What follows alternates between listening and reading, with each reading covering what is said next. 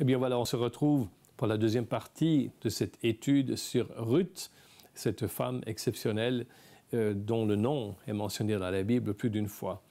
Alors donc on en était arrivé au point où malheureusement l'Église, même dans les tout premiers siècles, a imaginé que Dieu avait rejeté Israël une fois pour toutes et qu'il se formerait maintenant un nouveau peuple. Et donc, la conclusion est que l'Église allait devenir le nouvel Israël de Dieu.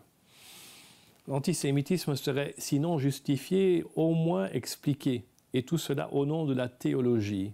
Jean Chrysostome, un théologien chrétien qui a vécu au IVe siècle, disait ceci à propos des Juifs dans ses sermons, et je cite, « Ils sont meurtriers, destructeurs, des hommes possédés par le diable.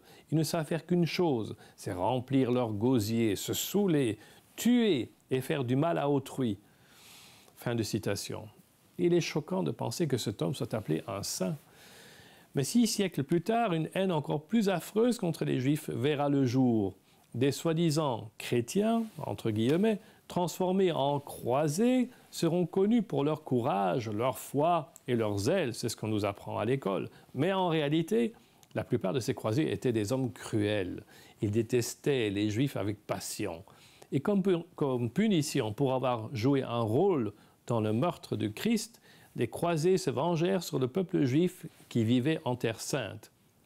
En l'an 1000, lorsque les croisés arrivent en Terre Sainte, il y avait 300 000 habitants juifs.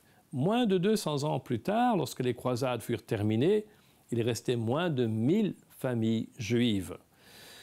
L'antisémitisme est évident même dans les écrits des grands réformateurs protestants.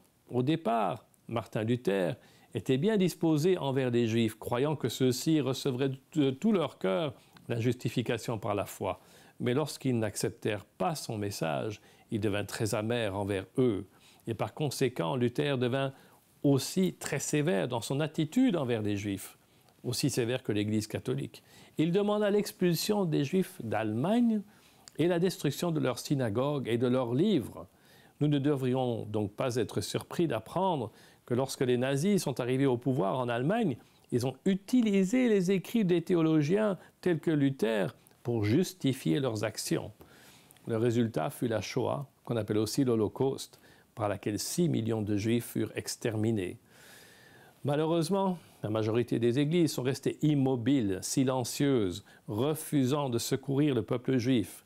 Paul nous dit dans Romains chapitre 11, au verset 11, que le salut est devenu accessible aux païens afin qu'ils, les Juifs, fussent excités à la jalousie, qu'ils soient jaloux du salut que nous avons reçu et qui leur appartient. Cependant, la réalité aujourd'hui, c'est que les Juifs ne sont pas jaloux de notre religion à cause de tout ce qui a été commis en son nom, en fait.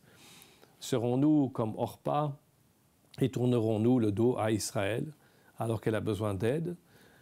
Ou serons-nous comme Ruth et nous attacherons-nous à Israël, à ce peuple, toujours prêts à lui apporter soutien et encouragement, surtout dans ces moments où Dieu est en train de ramener ce peuple dans son pays et finalement vers son Dieu.